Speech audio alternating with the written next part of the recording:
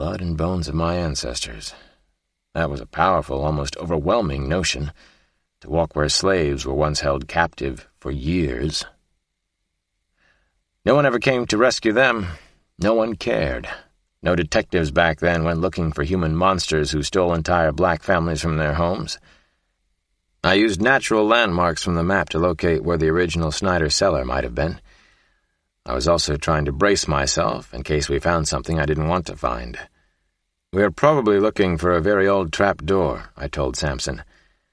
"There isn't anything specific marked on Freed's map. The cellar is supposed to be 40 to 50 feet west of those sycamores. I think those are the right trees, and we should be right over the cellar now. But where the hell is the door?" "Probably where nobody would walk on it by mistake," Sampson figured. He was making a path into the thicker, wilder undergrowth. Beyond the tangle of vines, there was an open field or meadow where tobacco had once been planted and grown. Beyond that was more thick woods. The air was hot and still. Sampson was getting impatient, and he knocked down honeysuckle with a vengeance. He was stamping his feet, trying to locate the hidden door. He listened for a hollow sound, some kind of wood or metal under the tall grass and thickly tangled weeds. This was originally a very large cellar on 2 levels. Casanova might have expanded it. "Built something grander for his house of horror," I said as I searched through the heavy undergrowth. I thought of Naomi kept underneath the ground for so long. She had been my obsession all of these days and weeks. She still was. Sampson had been right about these woods. They were eerie, and I felt we were standing at an evil place where forbidden, secretive things had been done. Naomi could be somewhere close by, underneath the ground. "You getting hoodoo spooky on me again? Trying to think like this nutty squirrel? You sure Dr. Emeritus Sachs isn't Casanova?" Sampson asked as he worked. "No, I'm not. But I don't know why the Durham PD arrested him either. How did they just happen to find out the underwear was there? How did the underwear get in his house in the first place?" "Because maybe he is Casanova, sugar. Because maybe he put the victim's underwear there so he could sniff it on rainy afternoons. FBI and Durham crime fighters going to close down the case now? If there isn't another killing or abduction for a while, once they shut the case, the real Casanova can relax, plan for the future." Sampson stood up tall and stretched his long neck. He sighed, and then he moaned loudly. His T-shirt was soaked through with sweat. He peered up at the overhanging vines. "We got a long walk back to the car. Long, dark, hot, buggy walk." "Not yet. Stick with me on this." I didn't want to leave and stop our search for the day. Having Sampson around again was a major plus. There were still 3 more farms on Dr. Freed's map. 2 of them sounded promising. The other seemed as if it might be too small. So maybe that was the very one Casanova had chosen for his hideaway. He was a contrarian, wasn't he? So was I. I wanted to keep searching through the night. Dark woods or not, black snakes and copperheads or not, twin killers or not. I remembered Kate's terrifying stories about the disappearing house and what went on inside. What had really happened to Kate the day she escaped? If the house wasn't in these woods, where in God's name was it? It had to be underground. Nothing else made sense. Nothing made any goddamn sense yet. Unless someone had purposefully cleared away every last remnant of the farm. Unless someone had used the old wood for other building purposes. I finally took out my pistol and searched around for something, anything to shoot at. Sampson watched me out of the corner of his eye, curious but not saying anything yet. I needed to get some anger out, release some venom, some stress, right here and now. There was nothing to target shoot at, though. No underground house of horror, but also no rotting planks from the farmhouse or barn, not one remnant that I had seen. I finally fired a round at the knobby trunk of a nearby tree. In my incipient craziness, a knot in the tree resembled the head of a man like Casanova. I fired again and again. All direct hits, dead solid perfect. I had killed Casanova. "Feel better now?" Sampson peered over the top of his Ray-Ban sunglasses at me. "You hit the bogeyman in his evil eye? I feel a little better, not much." I showed him my thumb and forefinger, spread about a millimeter apart. Samson leaned against a small tree that looked like a human skeleton. The little sapling wasn't getting enough light. "I do think it's time we packed up and left," he said. That was when we heard screams. Women's screams were coming from under the ground. The screams were muffled, but we could hear them clearly all the same. They were to the north of us and even farther into the thick bramble, but closer to the open meadow beyond the old tobacco fields. A tightly wound ball of tension hit me with tremendous force at the sound of the voices under the ground. My head slumped involuntarily toward my chest. Samson took out his Glock and squeezed off 2 quick shots. More signals for the trapped women, for whoever was screaming under the ground. The muffled screams were getting louder, rising as if from the 10th circle of hell. "Sweet baby Jesus," I whispered. "We found them, John. We found the House of Horror." Chapter 106. Samson and I got down on our hands and knees. We searched frantically for the hidden entryway into the underground house, running our fingers and palms over the undergrowth until they were cut and bleeding. I looked down and my hands were shaking. I fired off several more gunshots so the women trapped below would know we'd heard them and that we were still up here. After I fired the shots, I quickly reloaded. "We're up here!" I yelled, with my head close to the ground. The weeds and grass were scratching my face. "We're police!" "Here we go, Alex," Samson called to me. "The door's over here. There's some kind of door, anyway." Running through the high, thick weeds was like wading in water. The trapdoor was hidden in honeysuckle and waist-high grass, where Samson had been searching.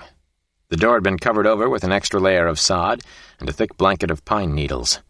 The door wasn't likely to be found by a search party or anyone else hiking through the woods. "I'll go down first," I told Samson.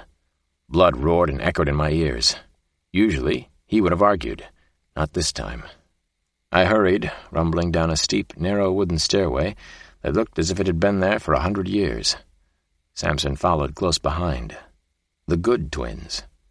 "Stop," I told myself. "Slow it down." At the bottom of the stairs there was a second doorway. The heavy oak plank door looked new, as if it had been installed recently, possibly in the past year or 2.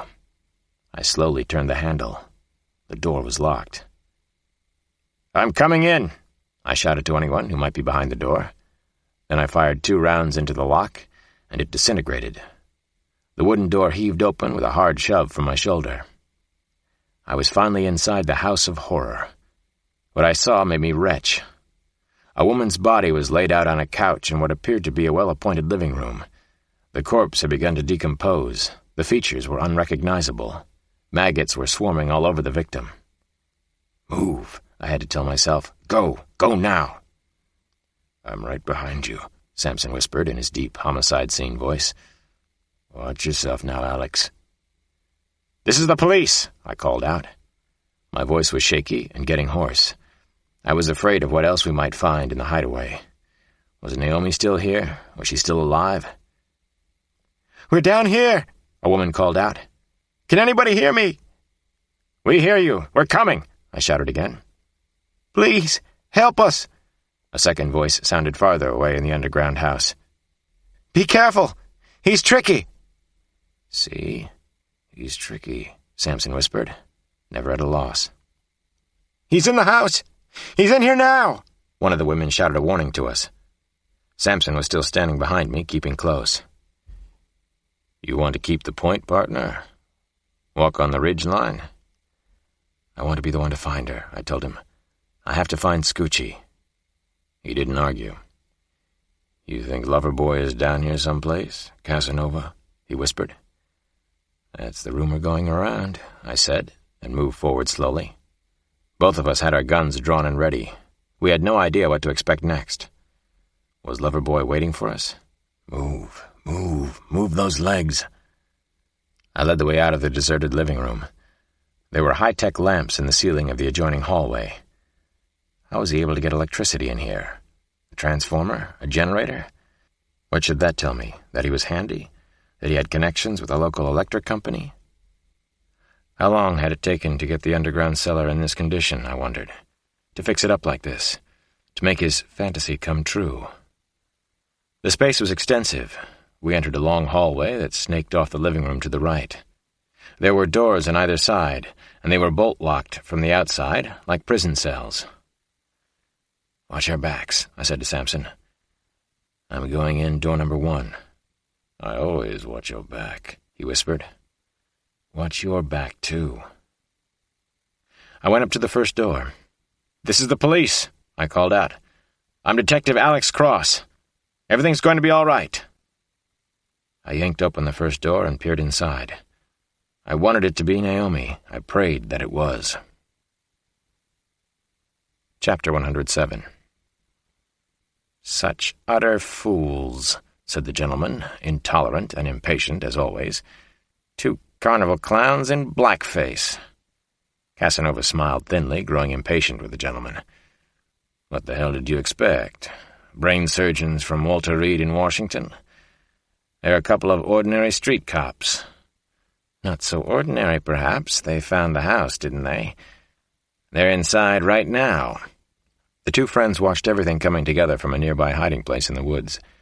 They had tracked the detectives all afternoon, observing them with binoculars. Plotting, planning, but also playing with their prey. They were careful as they moved in for the final confrontation. "Why didn't they bring the others out here? Why didn't they bring the FBI?" Rudolph asked. He was always inquisitive and very logical. A logic machine, a killing machine, but a machine that ran without a human heart. Casanova looked through the powerful German binoculars again. He could see the open trap door that led down into the underground house, the masterpiece that he and Rudolph had built by hand. "It's their policeman's arrogance," he finally answered Rudolph's question. "In some ways, they're like us. Cross is especially. He trusts himself and no one else." He glanced over at Will Rudolph, and both men smiled. The irony was beautiful, actually. The two detectives against the two of them. "Cross probably thinks he understands us, our relationship, that is," Rudolph said. "Maybe he does, a little bit." He had been paranoid about Alex Cross since the close call in California. Cross had tracked him down, after all, and that frightened him. But the gentleman also found Cross interesting as an opponent.